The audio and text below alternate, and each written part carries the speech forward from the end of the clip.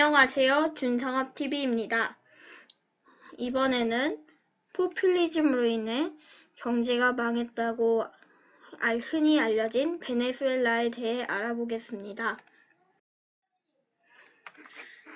이 베네수엘라를 포함해서 아르헨티나, 그리스 등 포퓰리즘으로 경제가 망했다고 알려진 나라들이 정말로 그런지, 그리고 그 나라를 어떤지 알아보는 포퓰리즘 국가 시리즈를 만들었습니다.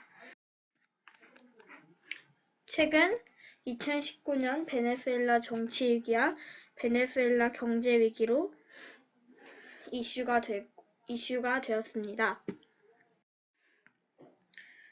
구독과 좋아요, 알림 설정 부탁드립니다. 베네수엘라의 국명은 독립영웅인 볼리바르의 이름과 베네수엘라 땅의 별명인 작은 베네치아를 합쳐 베네수엘라 볼리바르 공화국입니다. 국장은 이렇게 생겼고 국가는 용감한 이들에게 영광을입니다. 베네수엘라의 국기는 이렇습니다. 노란색은 나라의 부유함을, 파란색은 카리브해를, 빨간색은 베네수엘라가 독립할 때 흘린 피를 상징한다고 합니다. 별 6개는 7개의 주와 베네수엘라가 영유권을 주장하고 있는 가이아나의 지역을 의미합니다. 베네수엘라는 남아메리카 북부에 있습니다. 베네수엘라의 면적은 91만 6,445제곱킬로미터로 남한의 9배 정도입니다. 인구는 2,870만 4,900여 명으로 남한의 절반 정도입니다. 수도는 카라카스로 이 하얀색 화살표가 나타내고 있습니다. 민족 구성은 메스티소 51.6%, 백인 43.6%, 흑인 2.6%입니다. 화폐는 볼리바르이고 언어는 스페인어와 토착어를 씁니다. 종교는 가톨릭 79%, 개신교 13%, 기타 2%입니다. 다른 남아메리카 국가들처럼 16세기에 스페인이 원주민들을 몰아내고 이곳을 식민지화합니다. 몇몇 원주민들이 저항하기도 하였으나 스페인들에 의해 저항이 실패합니다. 하지만 시간이 갈수록 유럽에서 온 페닌슐라르와 이곳 베네수엘라에서 자란 백인인 크리올로 간의 갈등이 커졌고 1811년 베네수엘라의 첫 번째 공화국이 세워집니다. 하지만 이 공화국은 몇 달 안 돼 멸망하였고 두 번째 공화국도 몇 달 안 돼 멸망하였습니다. 1819년에 베네수엘라의 독립영웅 시몬 볼리바르의 독립운동이 성공하였고 현재 콜롬비아, 베네수엘라, 파나마, 페루 일부를 합친 그란 콜롬비아가 건국되었습니다. 하지만 1831년 그란 콜롬비아의 내부 갈등으로 그란 콜롬비아가 해산되었고 군벌의 독재가 시작되었습니다. 군벌은 경제를 크게 발전시켰으나 석유 이권을 미국에게 넘기기도 하였습니다. 1945년에 좌파 성향인 민주운동이 혁명을 일으켜 베네수엘라의 첫 민주정부를 세웁니다. 하지만 3년도 안 돼 베네수엘라의 첫 민주정부는 쿠데타로 인해 무너집니다. 하지만 1958년에 군부가 시민혁명으로 인해 무너지고 각종 개혁과 석유 국유화가 시행됩니다. 이 시기는 베네수엘라의 최고의 황금기였는데 중도좌파 성향 민주운동과 중도우파 성향 기독사회당의 양당 체제로 정치가 안정됐고 민주주의도 안정되었습니다. 경제도 꾸준히 발전해 나가고 있었습니다. 하지만 저유가 시대가 오면서 베네수엘라의 경제가 서서히 내리막길을 걷기 시작했고 1988년 IMF의 권고로 신자유주의적 정책을 시행했다가 극심한 빈부격차가 발생하고 사회가 혼란스럽게 되었습니다. 1993년 강성 좌파 성향 우고 차베스가 쿠데타를 일으켰고 대통령이 퇴진하였습니다.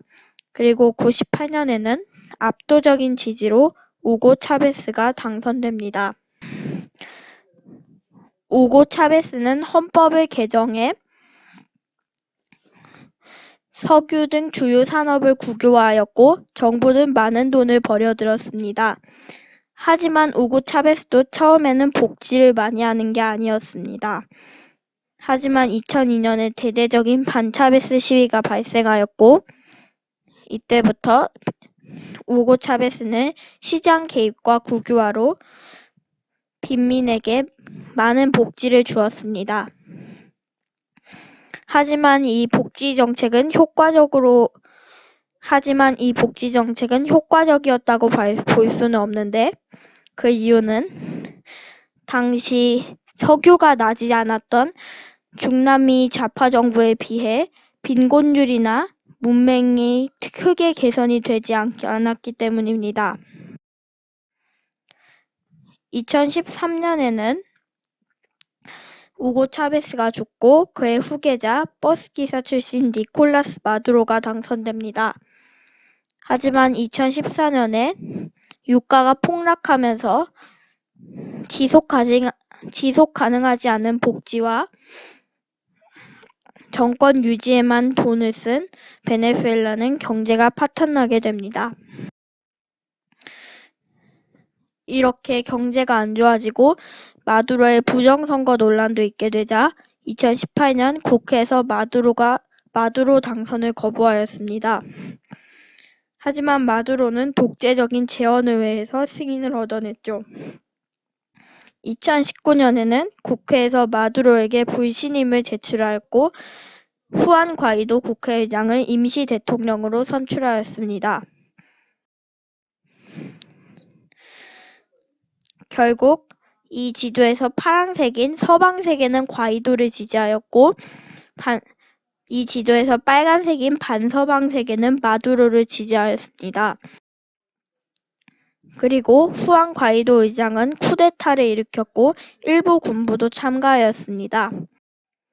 하지만 쿠데타는 실패하였고 전국은 마두로 쪽으로 안정되게 됩니다. 베네수엘라는 인터넷, 언론 등 많은 분야에서 검열이 매우 심합니다. 우리가 흔히 들어갈 수 있는 사이트도 거의 다 막혀있죠. 베네수엘라는 의무교육제도이지만 빈곤층은 잘 참여하지 않습니다. 베네수엘라의 치안은 전 세계에서 최악인 것으로 알려져 있습니다. 수도 카라카스는 하루에 21명씩 살해를 당한다고 합니다. 베네수엘라는 남미에서 특이하게 축구가 아닌 야구를 잘합니다. KBO에도 베네수엘라 출신 선수가 많이 와 있습니다. 베네수엘라는 대통령제입니다. 대통령제에게 대부분의 권한이 있으며 삼권 분립이 크게 훼손되었습니다. 야권을 강하게 탄압합니다. 하지만 마두로가 정권을 유지하는 이유는 야권의 신자유주의적 우파 정책 때문에 빈민층이 싫어하는 것이고 남아메리카 지역에서는 미국이 패권주의적 행보를 보여 반미 감정이 강한데 야권은 친미 성향이라 그렇습니다. 베네수엘라의 민주주의 지수는 167개국 중 143위, 2.76점으로 전에 소개해드린 벨라루스와 아프가니스탄과 비슷합니다. 베네수엘라는 96%를 석유에 의존했습니다. 경제가 파탄난 원인은 산업의 대부분을 석유에 의존하였고 석유 수입을 경제 발전이나 지속 가능한 복지가 아닌 정권 유지와 지속 가능하지 않은 복지에만 사용하여 저유가 시대가 오자 경제가 파탄난 것입니다. 이상 준상업TV였습니다. 구독과 좋아요 부탁드립니다.